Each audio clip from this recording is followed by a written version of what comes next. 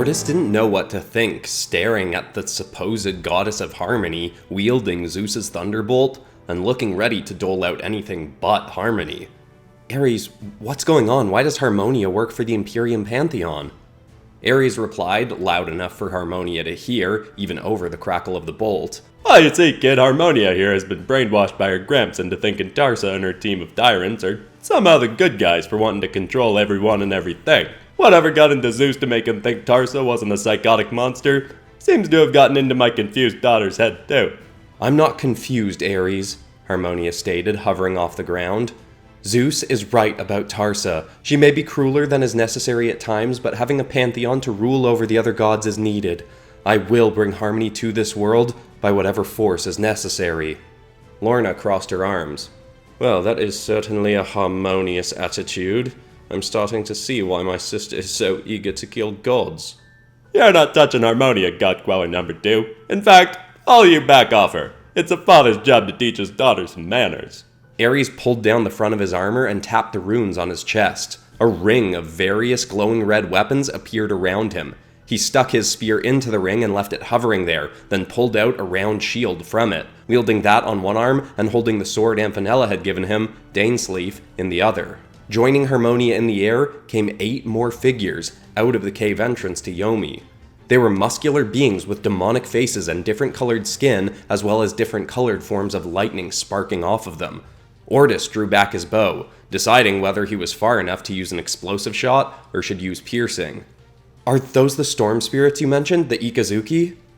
They sure are, kid, and I bet they're gonna be a big help to someone using Zeus's Thunderbolt. Just as Ares said that, 2 of the Ikazuchi thrust their hands towards Harmonia. From one, sparking fiery orange lightning shot onto her body, and a black lightning with a white aura came from the other. Harmonia then aimed her bolt at Ares, and a mix of both lightnings erupted towards him. He leapt forward to be ahead of the 3 allies and held the shield forth. The lightning struck and exploded in a shockwave off the shield, erupting the stones all around Ares and sending him flying backwards. He nearly hit Ortis, but Amphanella, in her giantess form, caught him and set him back on the ground. Ortis asked, Ares, are you okay? Okay, I'm so proud of my little girl. I mean, she may be working for the biggest pack of gas bags in history, but I've never seen her pack a punch like that. Great hit, honey, but try using more lightning next time. You're up against the god of war, not some cute little demigod. Ares suddenly leapt towards Harmonia. She sprung forward as well and punched Ares with the fist holding the bolt. She struck his shield, but he absorbed it and punched her in the stomach with the hilt of his sword. She shot backwards and smashed into the boulder, once blocking Yomi. She sneered and held out the bolt. 4 more Ikazuchi shot their lightning to her, and she sprung off the boulder towards where Ares had landed. Come on, kiddo, don't hold back, give me all you got. She got close but hurled the bolt past Ares towards his allies. He immediately turned around, but the bolt approached Ortis, then spun back around and came towards Ares again.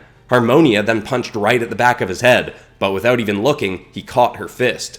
Oh, that's a good idea, honey. Would have worked on someone who isn't me, but, you know, I am me, so. He ducked his head aside as the bolt flew and soared past him straight into Harmonia. An explosion of lightning sent her flying back into the boulder once more. Ares then leapt up to the closest 2 Ikazuchi. They both shot lightning towards him, but he blocked both shots with the shield. He continued to soar towards them, smacked one in the head with his shield, sending it spiraling into another off to his right, then stabbed Dainsleif right through the chest of another. It grabbed Ares' arms as they fell towards the ground and shot flaming lightning across his body. Ares seemed to wince slightly, but still he tackled the storm spirit straight into the stone ground on the other side of the boulder. Harmonia and the other Ikazuchi all flew over to face him on the other side. Ortis looked towards the entrance of Yomi and saw that now, no beings or creatures were blocking it. He looked to Amphanella and Lorna. If we can bind Izanami with Gleipnir, she'll be significantly weaker, right? Amphanella nodded. Yes, still able to fight and still likely a threat, but weaker all the same. Ortis nodded, then ran towards the boulder, hearing the fight on the other side. Ares, change of plans. You keep Harmonia and the Ikazuchi busy, and make sure nobody rolls the boulder back in front of the entrance. Amphanella, Lorna, and I are gonna go get Mythal.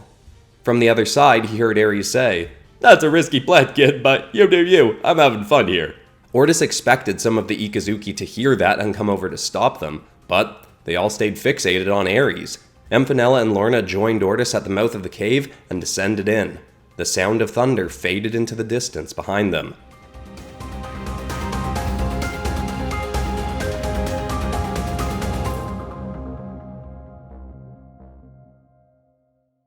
They walked in silence for a few minutes, seeing little more than black stone around them. Ortis held Suriastra drawn back, both to be at the ready for Izanami, but also for the flames to light their way.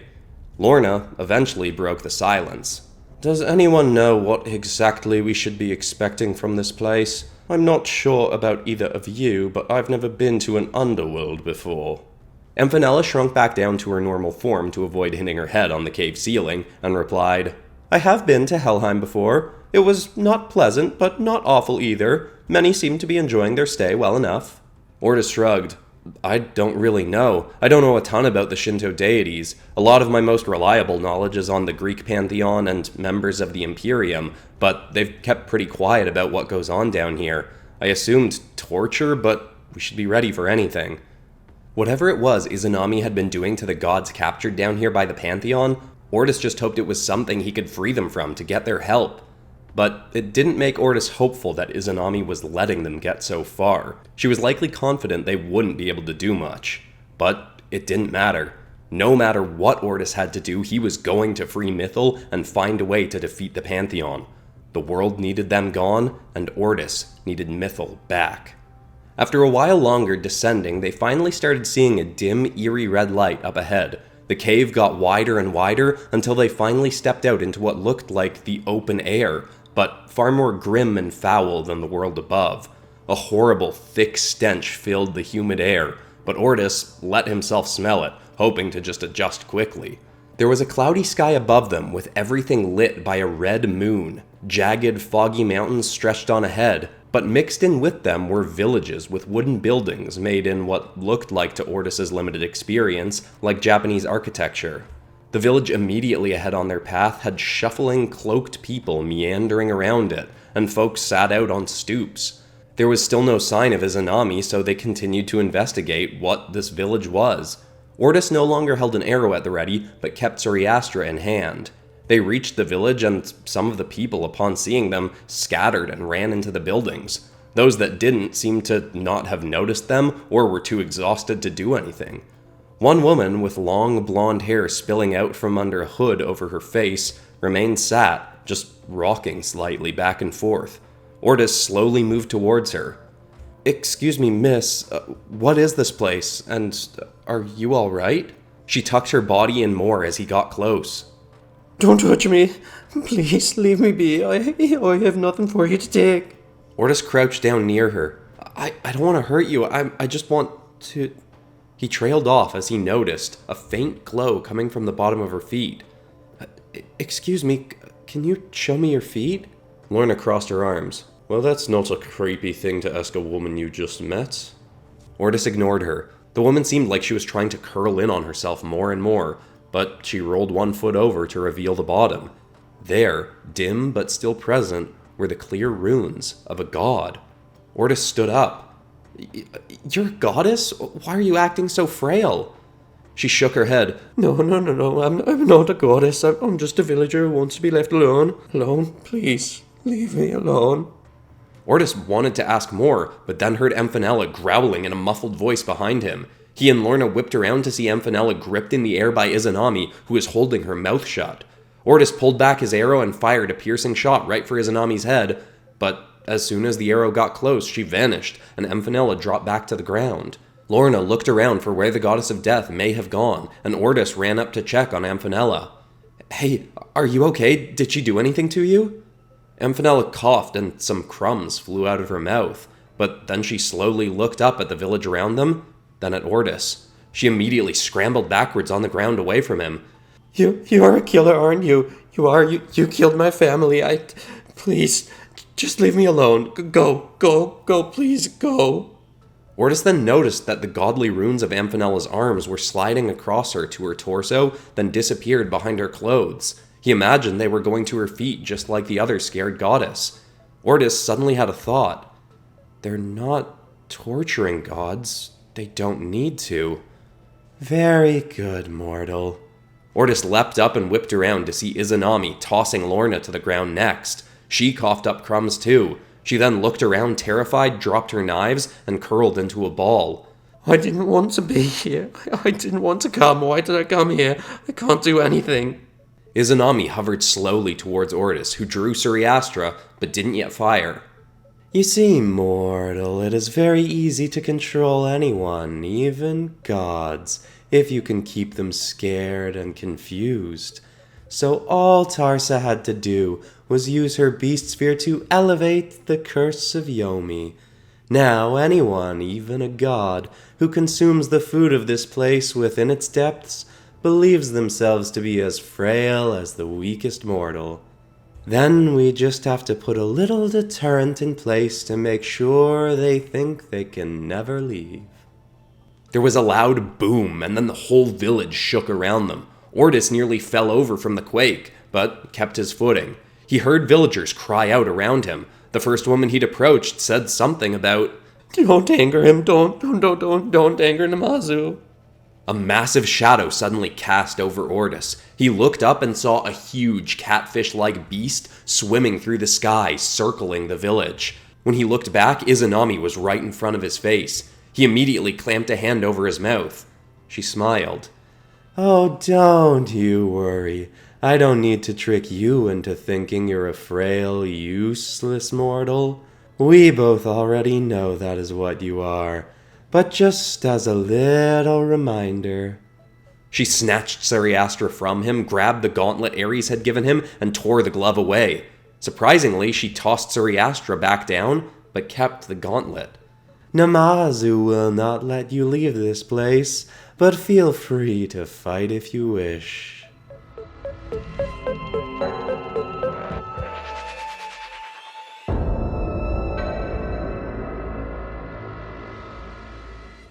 She disappeared, taking the gauntlet with her. Ortis reached down and grabbed Suriastra, but barely got it a few inches off the ground before the searing heat was too much, and he dropped it. He ripped a part of his sleeve off his shirt, wrapped it around his hand, and tried grabbing it again. It felt like that may work at first, but seconds later the sleeve burst into flames. He dropped the bow and tossed the burning rag away. He looked back over at Amphanella and ran towards her. Amphanella, please snap out of it. I need you to fight or we'll never get out of here. She just got up and ran away, hiding behind a decayed black tree. Please, Amphanella, you're a goddess. You aren't weak. No, not a goddess. You're trying to trick me, just trying to trick me, to kill me like you did my stepbrother Fenrir. He turned back to Lorna, still curled up in a ball. Her white markings hadn't moved down her body like had happened to the others. He crouched down next to her. Lorna, please, you're a God Queller. You have power unlike anyone else in the world. That's why you have these markings. I can't hold Suriastra anymore, but you can. That bow just burned you and you're trying to get it to burn me. I don't want you to burn me. Please don't. Just leave me alone. Leave. No, it won't. I promise. He ran back over to Suriastra and kicked it towards her, but she just got up and ran into one of the buildings. No, Lorna, please, I can't do this myself. As he followed after her, though, his feet bumped her knives, fortified by Ares to be unbreakable. He looked up at the circling monstrosity above. He looked back into the village at the few people wandering the streets and others peeking their heads out of buildings. He realized, despite not having eaten the food, he was already acting just like them. The only reason they're powerless is because they think they're powerless. Ortis looked up at the beast, then back at Suriastra. His own expression suddenly shifted from desperation to determination. He grabbed Lorna's knives and stuck them in his sandals. He marched back towards the edge of the village as if to leave, and as soon as he was close, Namazu flew down from the sky and slammed its tail into the ground right in front of him. A shockwave burst from it and sent him flying backwards, quaking the town once more. Ortis shook off the dust, got up, and ran again towards the edge of the village. Once more, the creature slammed the ground. He flew back again, and this time, people were calling out, "Please, don't provoke Namazu! Stop it, it will kill us all!" Ortis got up and looked back. As he hoped, more concerned and cowering faces were paying attention to his actions. "You think you're all weak mortals? Well, I know I am one, but that's not gonna stop me from fighting for all of us." He marched over to where Suriastra lay, took a deep breath, then grabbed it tightly in his fist. He clenched his teeth in pain, feeling as though he were wielding a staff of pure fire. Every fiber of his body was screaming to let go, but he didn't. He drew back the bow and instantly started to feel the flames of the summoning arrow burning his other hand and his cheek. Instinctively, he let go of the string from the pain before the arrow had been fully formed. He wasn't giving up, though. He took another deep breath and pulled back again, once more feeling the searing heat burning his flesh. "You're all stronger than me, and I'm gonna kill Namazu myself to prove that even if you weren't, you could still fight for your lives." With the arrow fully drawn, he released. Heat rippled in a shockwave around his body as the shot soared across the sky. It struck the giant fish directly in its side, and a burning hole erupted into it. The beast screeched out in pain.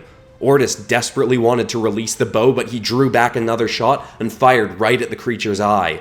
The arrow missed its mark, but still blew another flaming hole in the side of the fish monster's head. It shrieked again and started flying right towards Ortis. He aimed again and called, "Piercing shot!" He fired directly at the creature's head, and it punctured straight through its skull. It kept coming, and Ortis shot another and another piercing shot before finally the pain became too much. Ortis dropped the bow. His hands were blistered and covered in burns, but he still managed to pull the knives out of his sandals and hold them at the ready. "Come on, I'll cut you to pieces if I have to." The creature got closer and closer, knocking the tops off buildings on its path towards Ortis. But before it reached, its eyes rolled back and it collapsed to the ground, making one last quake and sliding across the dirt before stopping right in front of Ortis. Ortis ignored the pain in his hands and looked around at all the eyes on him. "See? You see what a mortal is capable of? And none of you are mortals. You're all gods. Remember that, and nothing can keep you here. Not Namazu, not Izanami, not anything." Some of the once cowering gods looked at one another as if seeking confirmation from each other. Ortis was about ready to make another plea when a hand wrapped around his throat and raised him into the air. "Well, that was a surprisingly valid effort, mortal." He stabbed the knives into her chest, but she just smirked, pulled both out, and tossed them to the ground. She then addressed the crowd. "Let me show you what happens when you don't know your places." She grabbed Ortis's arm and started pulling it away from his body as if to tear it off. Before she could, though, a timid voice said, "Piercing shot?" Then a flaming arrow zipped across the sky and burst right through Izanami's side. She instinctively let go of Ortis, and he dropped back to the street to see the first goddess he'd met, holding Suriastra. Ortis quickly raised his hands and showed her his burns. "You see? It burned me, but it's not burning you, right? That's because you're a goddess." She looked at his hands, then at her own, seeing that they were fine. She drew back again and more confidently said, "Piercing shot." She fired once more, and it blew right through Izanami's shoulder. She snarled in anger. "I'll show you worse than any agony you could have possibly feared." She soared down towards the goddess holding the bow as Ortis yelled, "Well, what do you fear, Izanami? Are you really so scared of Tarsa that you let her boss you around?" Before Izanami reached her target, she stopped, hovering just off the ground, and furiously turned to Ortis. "I fear nothing, mortal.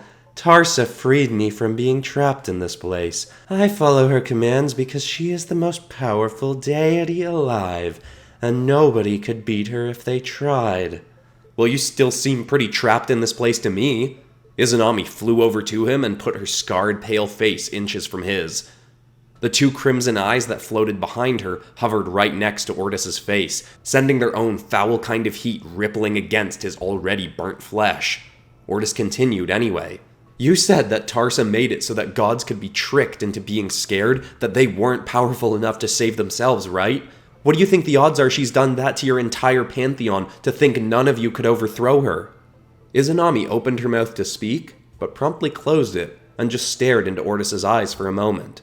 She opened her mouth again, but before saying anything, there were two slashing sounds, and Izanami choked. Two knives had stuck through her from her back through her chest, with a white and red mist swirling around them.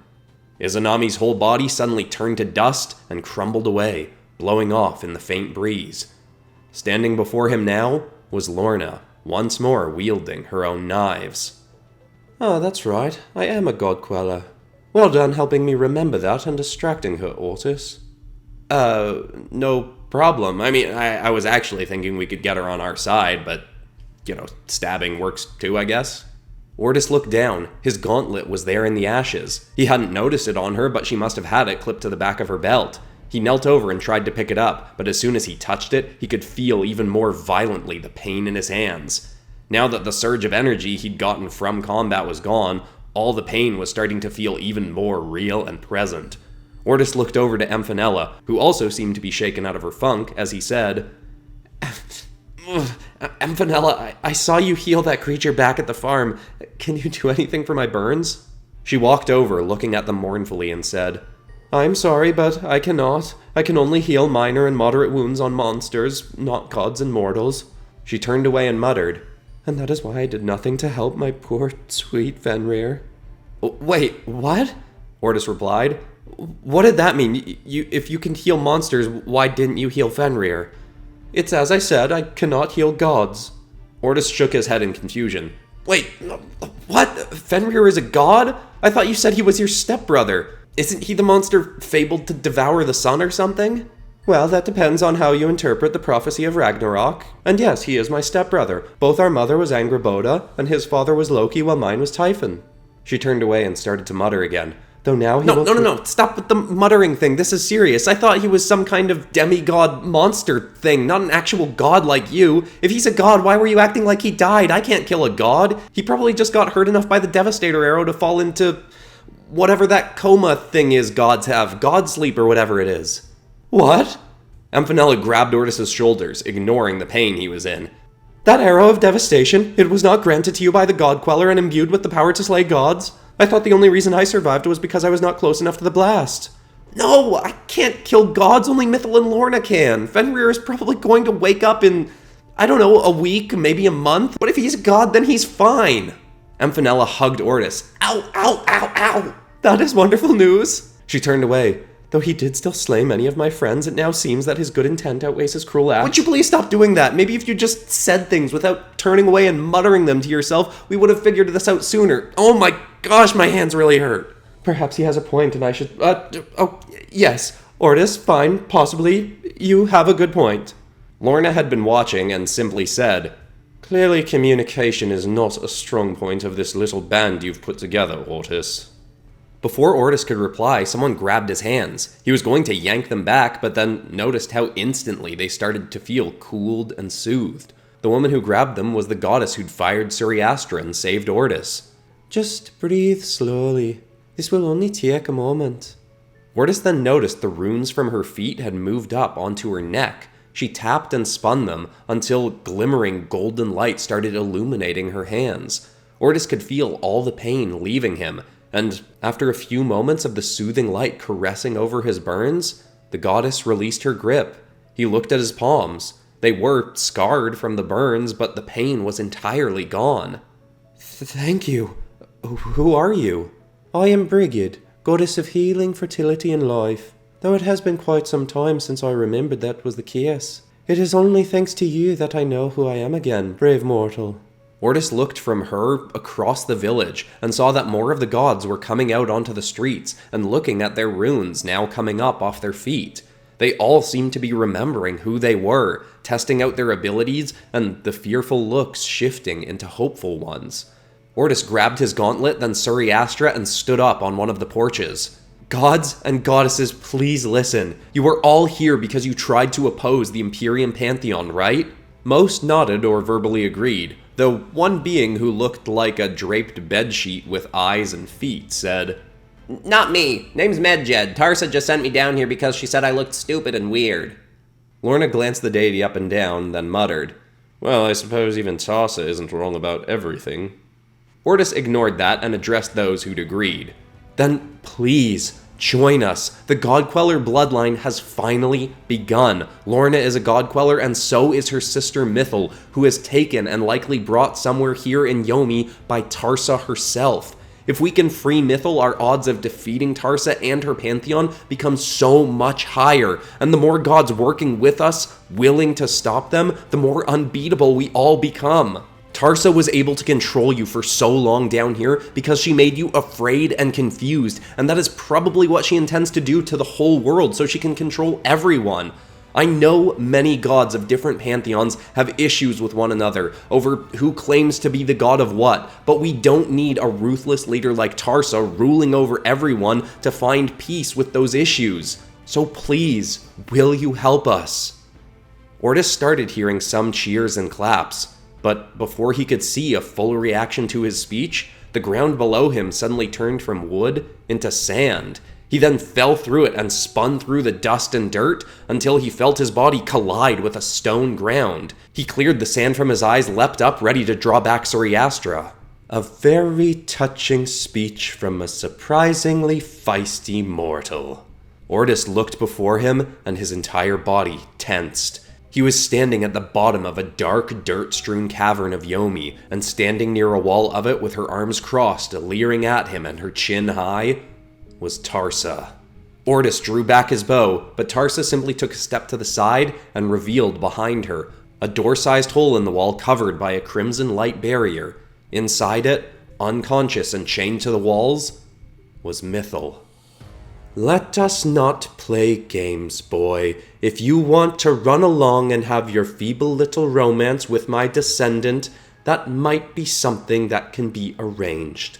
But only if you swear to keep her and her sister away so they will never return here. Your descendant? Do not act dim, mortal. You are aware I seek control over all gods. Did it not occur to you that I would have attempted to create a God Queller to become my own right hand? It hadn't crossed Ortis's mind, but hearing it said, it did make total sense. If Mythal is your descendant, then how can you do this to her? Ortis gestured at his chained-up ally. Why do you think we are talking, boy? I have some allegiance to my own blood, no matter how irksome they may be. Had her parents not taken her and her sister away when they were young, by now they would both be working by my side. But I doubt I could get control over either of them now, which is why I am making you this one-time offer. I will permit her to find peace, but I cannot abide a rogue reaper running around my world. Ortis didn't know what exactly that meant, but he continued to listen as Tarsa grabbed something invisible off her side. It formed into view as a golden orb, with markings strewn across it, almost like the runes of a god. If my descendant has taken a liking to you, I imagine you may be able to keep her satisfied long enough so she will not endeavor to return here. So I will send you both, and this one's sister, off to another world where you can live out your days in peace. I can even grant you a halted lifespan, by stripping it from someone else of course, but still. You and this God Reaper could live out your eternity in quiet bliss. I can even allow you to choose the kind of world I send you to. Tarsa and Ortis suddenly transported to another world, then another and another. Some were like Ortis's own. They appeared in one that was in the midst of a massive arena where two dragon riders were brawling with one another. Then into a completely different world with silver metallic buildings taller than mountains and vehicles not drawn by beast or creature that could fly through the sky. After a dozen worlds, they reappeared back before Mythal in the deepest depths of Yomi. I don't understand. I've never heard of abilities like this. How do you have so much power? What is that beast sphere of yours? This is no mere beast sphere, boy. Surely it can create monsters, but it can do much, much more. She grinned far too proudly as she said, "The multiversal orb is what happens when a clever goddess tricks the 7 titans who constructed all reality into giving her their own power."